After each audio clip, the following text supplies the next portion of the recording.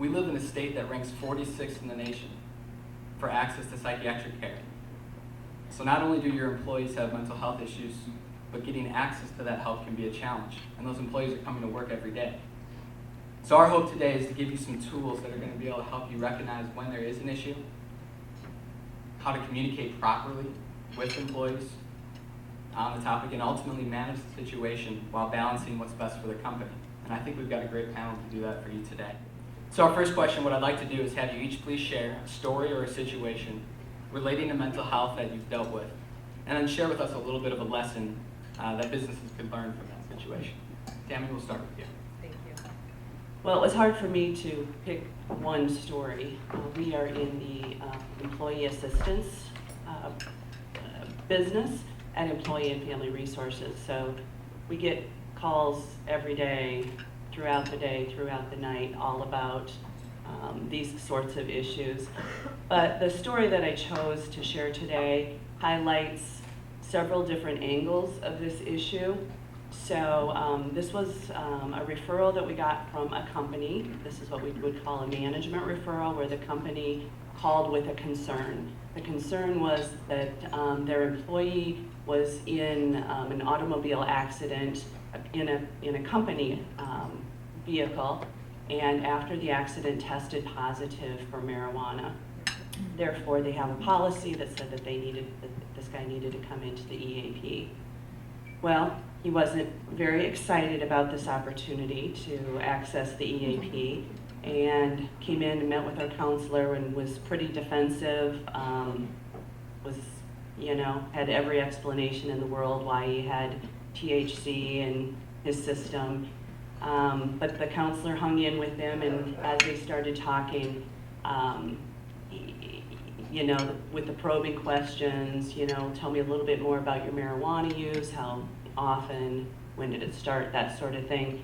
They started to uncover some issues that started way back with him, and discovered that he had actually been a victim of some childhood abuse, and had probably been experiencing some post-traumatic stress, probably experiencing some depression for a long time, and had taken to doing some self-medicating with marijuana, and had really functioned pretty well throughout his life until this accident occurred. So this was an opportunity for him to address some of those issues that he'd been carrying around for a long time, was able to access some mental health services that helped him to address the depression, the post-traumatic stress, and as far as we know, we don't follow our clients forever, but as far as we know, things are going well, still employed, productive, and hopefully, you would think, healthier after that experience. Thank you, Tammy. My name, of course, is Matt Connolly, like these guys mentioned, and I am 40 years old. I have a wife and 2 kiddos, and I want to talk about my experience with lived mental illness. I was 20 years old-ish, maybe give or take, probably more like 19. Started suffering from mental illness when I left Dowling, went to Iowa City, University of Iowa, and was delusional, completely delusional, hallucinating, without knowing it. No one knew it, I didn't know it. Suffered from mental illness in a big way for 10 years.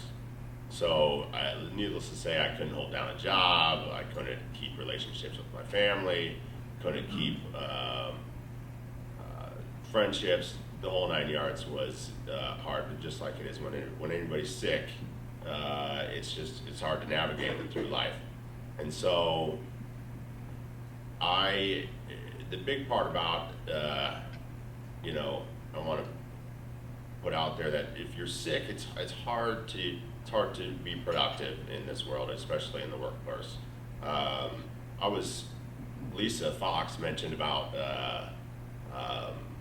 something that struck me as far as getting people that were like me healthy so that we can be productive and be working. I was looking at Social Security disability if I wanted it, and I would not be here today, of course, if that was the case. So I was 29 years old and could have gone through the agonizing process of applying for Social Security disability and chose not to, chose to go join the workforce, and thank God I did, because I sort of run with the NAMI Circle, National Alliance on Mental Illness, Greater Des Moines, and so there's a lot of people with lived mental illness experience that I'm surrounded by, and a lot of people with Social Security disability that if they didn't have that crutch, they could easily be productive employees or business professionals. So 10 years sick and 10 years symptom-free is my story that I'd like to help share, sheds light on being productive, basically. I'm Beth Niggett, and one of the things that I enjoy most about my role in HR, and those of you out there in HR know that there can be some downsides to dealing with personnel issues, but we also take a very comprehensive approach to wellness. And when we talk about wellness, it's not just physical wellness. Physical wellness is a slice of the pie, but it is by no means the complete circle. We really encourage the mental aspect. We talk about the inspirational or spiritual, financial wellness as well. When you've got a culture of wellness that you're trying to influence and cultivate, and have your leaders walk the walk, it is imperative that you're really taking a look at the entire comprehensive picture. Because it's not just about whether somebody can run a marathon or be a triathlete or have a BMI in a certain area. It is about having healthy, productive employees. And to that end, one of the stories that I want to share, there's actually a couple. One is from the standpoint of taking care or recognizing the importance of your employees' health, and then also the importance that the family unit plays on mental health for individuals in the workforce. I had joked with Tammy before this that I was just basically going to say what Tammy says, because we have a phenomenal relationship with our EAP provider. They have done such a tremendous job. And we've taken advantage of having those management referrals, mandatory EAP referrals. Some are not mandatory. It depends on what the level of symptoms or the behavioral issues that are facing the employee. But we have had a couple of instances where it's not even been a performance type of an issue that we noticed, where you've had just this rock star employee and they tend to go south. Our managers, we try to develop them and train them to recognize some of the more well-known signs. Are they becoming withdrawn? Have they once been very engaged with their coworkers and now they're rather sullen? Are they prone to maybe some outbursts that are not really within their personality traits? So when they see that and they would contact human resources, don't engage in a diagnosis on your own, manager or supervisor. Have the conversation, give us a call. We can talk you through and figure out some steps to go through. We've had a couple situations where we've learned that there has been issues of domestic abuse in the family unit, or that it has just been, as what Tammy indicated, maybe something is going on with that employee that's been going on for quite a while, and it's just now coming to the surface. So depending on what the severity is, and we've had some situations where a manager has been fearful that the employee may be prone to some violent type of issues. And so from the safety of that employee and the rest of the workers, our employees, our team members, we want to make sure we're doing what we can. And so we've utilized those mandatory referrals to an EAP provider. And when we do that, we don't have the employees use their own PTO. If we are mandatorily recommending or urging them that they get counseling or seek the services out for the EAP provider, they do not utilize their PTO. As the employer, we're saying, you go get healthy, you figure out what's going on, and when you're healthy to return back to work, then that's what we want you to do. In some instances, it's been maybe a couple of days, and then we get a release. In some instances, it goes into short-term disability and utilizing FMLA, and that's okay, because that's why we have those benefits there. Just last week, one of our wellness specialists had taken a trip to one of our branch offices to talk about wellness in a comprehensive way, had also done training on stress management, because every employee faces stress in their job. After the discussion on stress management, there was an individual who hung around a little bit, approached our wellness specialist, and started talking to her one-on-one about the stress in his job. And then it went down the road into, and here's what I've got going on in my family situation. My son was just diagnosed with ADHD, is what he informed her. And he said, we were at the ballpark last night, and I sat there and I just couldn't move because I was so overcome with the thought, why can't my family be like every other family here at the ballpark? Why can't my son be like every other kid on that baseball team? Why is this happening to us? And so clearly it was impacting him and his ability to function on the job. So our wellness specialists are not trained counselors by any stretch. They don't engage also in any kind of a diagnosis. She was able to refer him to the appropriate level of counseling and make the referral to an EAP provider in that branch office, which she was going to follow up on, and then follow up again with us to see what else can we do to make sure we're taking care of and offering what we need to from the benefits. Does he need to have access to family medical leave or short-term disability to make sure he's taking care of himself and his family? So I say that from a standpoint of really making sure that as a business, and I know sometimes it's easier for larger companies as opposed to smaller businesses, to make sure you're really offering that comprehensive approach to wellness. I'm Ann Kendall, and personally, huge supporter of people getting mental health. Pretty much every friend of mine has probably heard me say, maybe you should get some counseling. It's a good thing to do. Professionally, I deal with more the tools that employers use and can use to try and manage the situations. And like Beth said, sometimes HR people have kind of a rough day. And then sometimes they call us and say, yikes, I've got a really sticky situation. So the employment lawyers generally will have, we kind of consider ourselves a little bit crisis managers sometimes.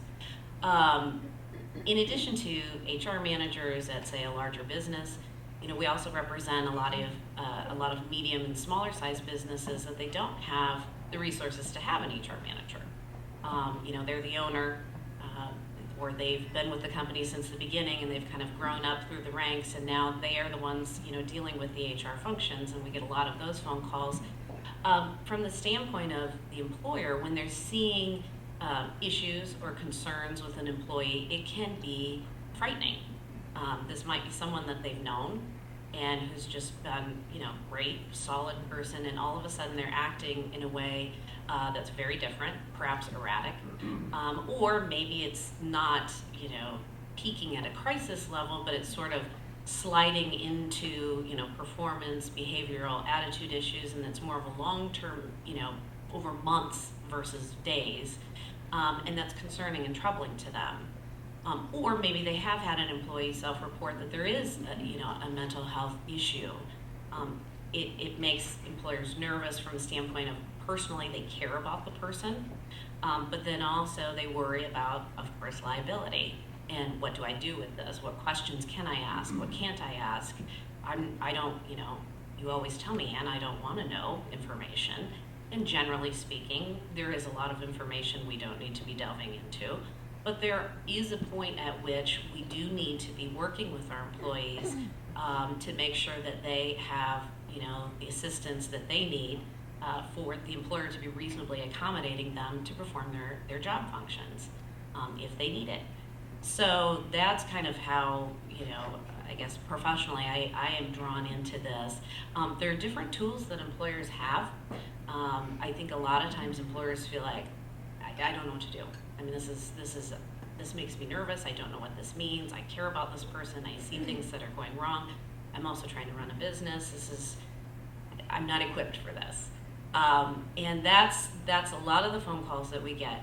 One story that I wanted to discuss today, kind of following up with what Beth had said too, is we want to make sure that we're not making assumptions.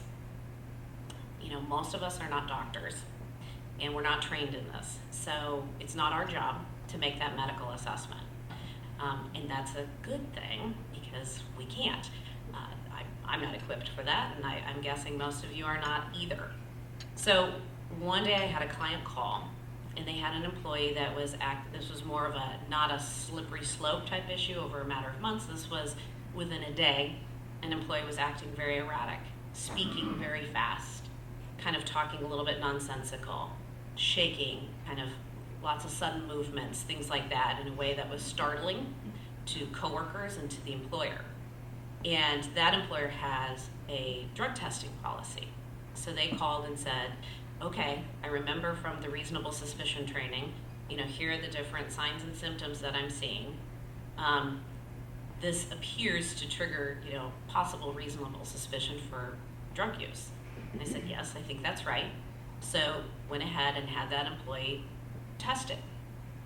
As it turned out, the employee initially tested positive, but it was because the employee was taking prescribed Adderall, and it's an amphetamine, and so that does show up on a drug test. However, the employee provided information to the medical review officer to fully analyze that report, and so therefore it was a negative drug test because the employee was taking a prescription drug at the right prescription dose. So it ends up being a negative test. So the employer's kind of like, well, I guess that's it. That's all I can do. I said, no, that's just one of the tools that you have.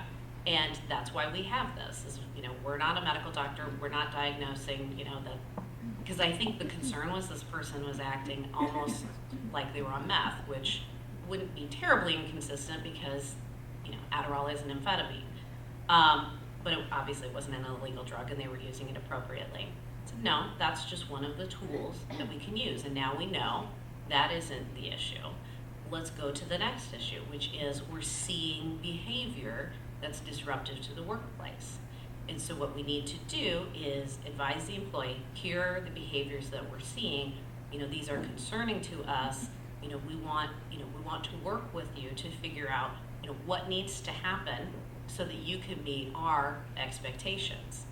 And so then the next step was working with that employee and them working with their treatment team to kind of figure out what needed to be done. I think what happened was there might have been some medication adjustment, some additional things like that. Whatever the case might be, that wasn't really the employer's issue. That was the employee and their treatment team kind of figuring that out. But what was on the employer's side was to allow them the opportunity to get that done. So what's the need? Do we need some time off, to get that figured out? Sure, we can accommodate that. We need to accommodate that. So those are the types of tools that, employers can use. One of the, and I mentioned this in the little write-up in the business record, is having sort of the boundaries already set as to here's what our expectations are as an employer. And having that job description, your policies, your expectations clearly identified as to what's going to be required of employees allows us to more easily have that conversation when we're seeing behavior or performance that isn't meeting our expectations. It kind of allows that framework for employers to ask the right questions and not ask the wrong questions, hopefully. And so that's kind of the key thing. It helps, the hope is it helps us not make assumptions, but base these conversations on what are the expectations that have been clearly outlined and what are our observations of the employee and what's happening. Factually stating, I'm observing you do X, Y, and Z is okay. And matching that up with, and here's what our expectations are, A, B, and C, and they're not matching. Why is that and what do we need to do? So that's kind of the perspective from which I work. And like I said, we can't make that diagnosis. It might be a substance abuse issue. It could be an emotional issue. It could be a physical health issue. And one other scenario we had talked about, this wasn't one I dealt with professionally, was there was a person who was not showing up to work, not acting as they had normally acted, acting a little bit distant. Concerns were, was this a substance abuse issue? Was it an emotional health issue? And which it mimicked potentially all of those things. As it turned out, that person actually had a brain tumor and was dead within a year. So we don't know what's going on. We have no idea what is the issue. So that's why it's so important not to make assumptions and be frightened, but let's just try and deal with the facts and try and move forward with, with the employees and with the rest of the workforce.